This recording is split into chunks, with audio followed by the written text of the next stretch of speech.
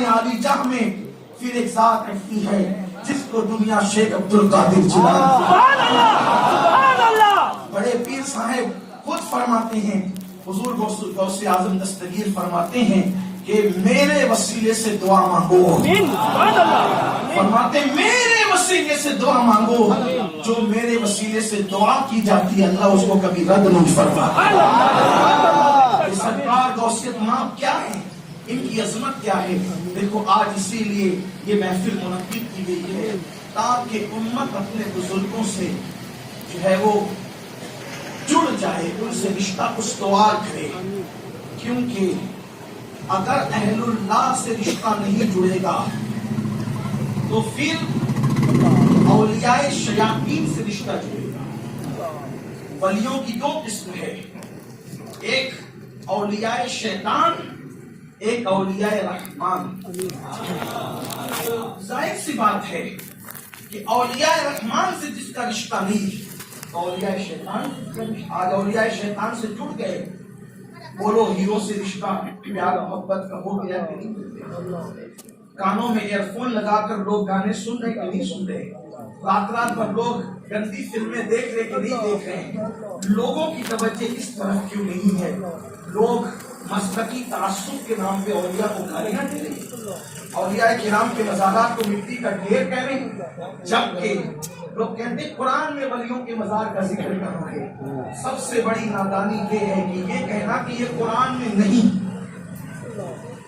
جب قرآن کہہ چکا وَلَا تَبِدْ وَلَا يَابِسْ إِلَّا فِي كِتَابٍ مُبِينٍ، ہر رت و یابس ہم نے قرآن میں بیان کر دیا، تو اللہ کہے کہ ہم نے قرآن میں سب بیان کر دیا، اب آپ کہے کہ قرآن میں نہیں، یہ بات تو پہلی اللہ کے فرمان کے خلاف ہوگی کہ قرآن میں نہیں۔ قرآن میں تو سب ہے، قرآن میں سب ہے، آپ کہتے ہیں قرآن میں نہیں۔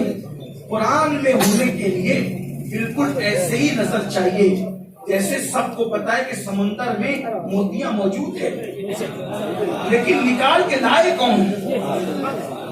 آپ کتنے ہی بڑے عالم ہو، کتنے ہی بڑے خطیب ہو، کتنے ہی بڑے انجینئر ہو، لیکن اندر جائیں گے موتی لانے کے لیے، ڈاکٹر ہو، کچھ بھی ہو، سرجن ہو، اندر خود ہی ڈوب جائیں گے، زندگی کا قیمتی موتی ختم ہو جائے گا، لیکن آپ وہ موتی تک پہنچ نہیں سکیں گے۔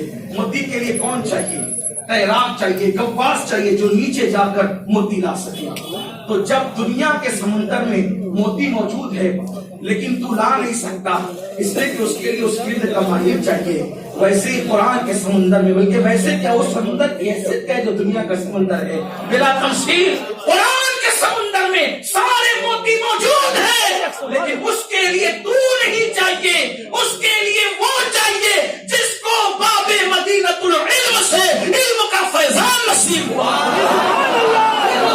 موتی نکال کر لاتا آپ کہتے ہیں قرآن میں اولیاء کے مزار کا ذکر کا، آپ کو نہیں پتا قرآن کہتا ہے فلا اقسم بمواقع النجوم، اللہ فرماتا ہے اس مقام کی قسم جہاں پر تارے ڈوب جائیں، اس مقام کی قسم جہاں پر تارے ڈوب جائیں۔ سائنس بھی کہتی ہے کہ تارے ڈوبتے نہیں، اور اسلام بھی کہتا ہے کہ تارے ڈوبتے نہیں، تارے چھپتے ہیں ڈوبتے نہیں ہیں، چھپنے اور ڈوبنے میں فرق ہے۔ اور قرآن کیا کہہ رہے ہیں؟ اس مقام کی قسم جہاں پر تارے ڈوب جائیں۔ قرآن کی ایک ایک آیت کی 70 ہزار تفاسیر ہیں، ظاہری اور باطنی تو اور ہیں۔ ارے جب اقبال اور غالب کے ایک ایک شعر کے کئی مطلب بیان کیے جا سکتے ہیں، جب بندوں کے کلام کے اتنے معنی ہیں تو رب کے کلام کے کتنے معنی ہیں؟ جس کو جتنا ملا اس نے اتنا بیان کیا۔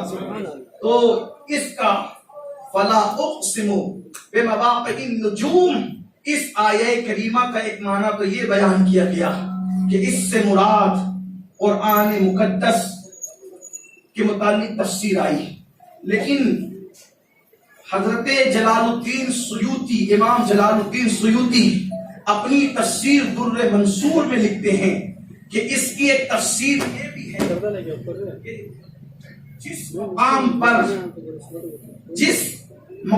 پر اللہ کے برگزیدہ بندے کو دفن کر دیا جاتا ہے تو چونکہ وہ ولی ہدایت کا تارا ہے، وہ ولی ہدایت کا تارا ہے، تو وہ ولی کو جہاں دفن کر دیا گیا، اللہ نے اس مقام کی قسم قرآن میں یوں یاد فرمائی کہ قسم ہے اس مقام کی جہاں تارے ڈوب جائیں۔ یہ تارے کون سے تارے؟ یہ آسمان کے تارے نہیں بلکہ یہ اسلام کے ستارے ہیں، یہ ہدایت کے ستارے ہیں۔ اللہ نے ان قبروں کی قسم قرآن میں یاد فرمائی۔ یہ امام جلال الدین سیوطی لکھ رہے ہیں۔ تو میرے پیارے آقا صلی اللہ علیہ وسلم کے پیارے دیوانوں، اس وقت امت کے نوجوانوں کو، مسلم امہ کو اولیاء اللہ کے قریب کرنے کی ضرورت ہے، اس لیے کہ ولیوں کے قریب ہوں گے تو اولیاء شیاطین سے ان کی حفاظت ہوگی، شیطانی اولیاء سے ان کی حفاظت ہوگی، وہ گناہوں سے اپنے آپ کو بچا سکیں گے۔ اور پھر اللہ اکبر، پیران پیر پیر دستگیر سرکار غوث پاک رضی اللہ تعالیٰ جو ان سے جڑ جاتا ہے، سرکار غوث پاک فرماتے ہیں کہ میرے مریدوں پر میرا سایہ ایسے ہے جیسے آسمان کا سایہ زمین پر ہوا کرتا ہے۔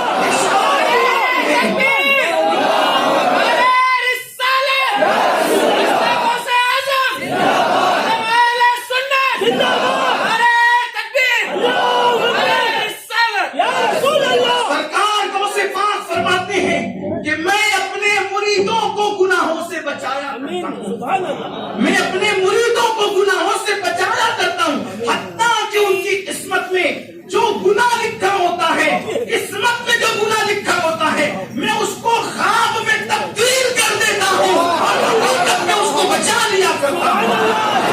بلکہ اس کے ثبوت پہ ایک بات یاد آتی ہے کہ سرکار غوث پاک کا ایک مرید تھا، وہ مرید سرکار غوث پاک کا رات کو سویا، رات کو سونے کے بعد اس نے خواب میں کیا دیکھا کہ اس نے ایک ساتھ ایک کے بعد ایک کے بعد ایک کم و بیش 100 عورتوں کے ساتھ بدکاری کی، اور پھر جب وہ نیند سے اٹھا تو اس بدکاری کا اثر اس کے وجود پر اس کو نظر آیا، یعنی کہ اس نے جو زنا کیا تھا خواب میں اس کے آثار اور اثرات اس کو اپنے وجود پر نظر آئے۔ وہ ڈر گیا، خوف کھا گیا، اس نے غسل کیا اور غسل کر کے سیدھے اس نے سوچا کہ